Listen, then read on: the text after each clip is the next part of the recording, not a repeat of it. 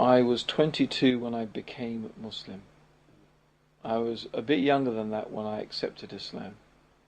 But I make a distinction between accepting Islam and actually becoming a Muslim. So the first thing I really remember, of course, about Muslims and meeting Muslims was when I went to Egypt. My parents were living there, so those were my first experiences meeting Muslims, going to a Muslim country. It was a very strange experience, I have to say.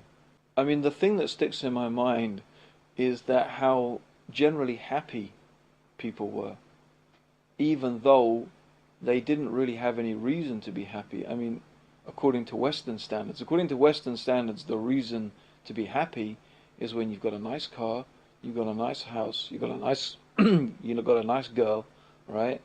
And you've got lots of money to have a good time, and then you're happy, right? I mean, that's the Western standard of happiness. But if you go to Egypt, I mean, certainly when I went there, you didn't see that. People were extremely poor.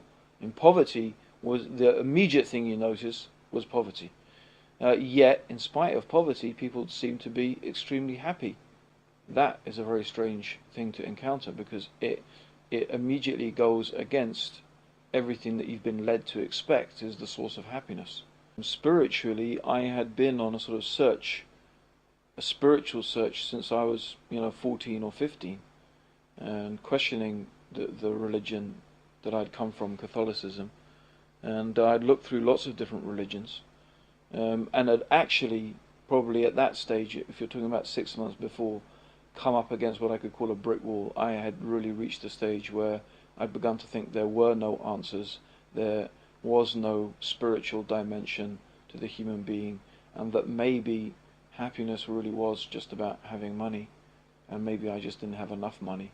And in that process of thinking about making money, I thought, well, the secret, the key to happiness surely is going to be that you make the maximum amount of money with the minimum amount of effort, because the purpose of money is only to enable you to enjoy yourself. Money itself can't make you happy. It's the things that you can buy and the things that you can do with the money. And if you're spending all of your time earning the money, then where are you going to enjoy yourself? So I thought, okay, well, where can I start? Let me start by looking at different people in the world, different cultures. Let's look through history, and let's see if there's something there. And in that process of thinking, I was thinking about different nations and different civilizations, and then it suddenly sort of struck me, wait a minute, those Saudi Arabians have been sitting on their camels for I don't know how many hundreds of years, praying to Allah, and they've got all this money. I said, well, that sounds good. Very little effort, lots of money. I said, let me start researching, see what I can find out about this. And I obviously knew their religion was Islam and their book was the Quran. And so I thought to myself, okay, let's start by reading the Quran, see what that has to say, what I can find out there. And that's really how I came upon Islam. And it was actually reading the Quran itself. When I actually started to read this translation of the Quran, it dawned on me as I was reading it, is that this was the very thing that I've been looking for all that time. Here it was, truth from God, revelation from God. I just said to myself, well, if I have ever read a book that's from God, it's this.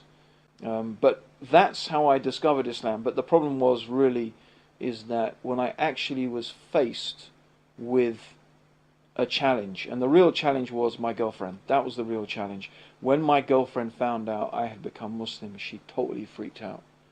And actually at that stage I just gave up on the whole project of, I gave up on it really, basically, of actually of living Islam. I mean, I still remember that I used to go to parties, and I used to sit down with people drunk and talk to them about Islam and tell them what a brilliant religion it was and tell them I'm a Muslim, and they would be asking me, well, tell us more, and I said, well, I'm too wasted, I can't, but read the Quran, it's good, and that's why I say that, I accepted Islam, but I wasn't a Muslim, because if you looked at my life, there was nothing different, except I would have to say one thing was different. I was more miserable than I had ever been in my entire existence, because I now knew the truth, and I also knew that I was not living the truth that I knew, and that was the worst condition, and perhaps is the worst condition that you can ever be in. And things became, you could say, also worse between me and my girlfriend. Ironically, the one that I had, given up practicing Islam for because she was freaked out.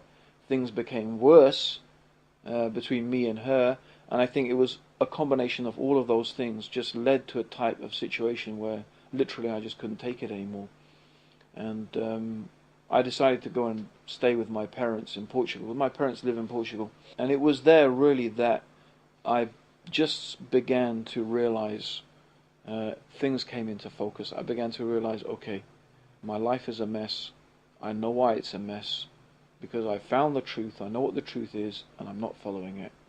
And I just made this dua to Allah. I prayed to God. I said, oh Allah, I said, just let her call. I promise that if she calls me today, I will pray to you 5 times a day. I mean, what, as if Allah needed me to pray to Him. But I mean, that's, but I mean, it was like, Allah will pray to you 5 times a day. I can't promise I will give up any other bad things, or I can do anything else, but I will pray 5 times a day, and I promise that I will never stop praying 5 times a day.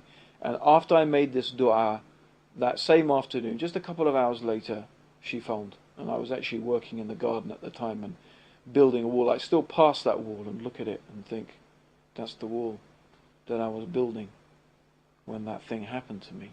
And my dad came down and he said, oh, it's your girlfriend on the phone. Don't want to mention her name.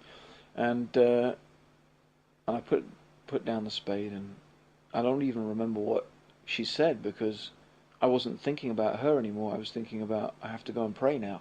So I just put down the phone and went and took a ghusl, took a bath, and started praying. And that's it. And really, that's the difference between being a Muslim and not being a Muslim. When you establish the prayer, your life changes. And really, just praying 5 times a day changed my life, and that's it, really. And that's when I say, that's when I became Muslim. That's the day I became a Muslim. Islam, without doubt, is the path to true happiness in life. It is the real path to true happiness. And people ask me, so what is it like now that you're Muslim compared to how it was before? Well, it's like being dead and then being alive. It's like being blind and then seeing. It's like being in darkness and then being in the light. That's how different understanding the truth of the Quran and the teachings of Islam is to that way of life that is away from that.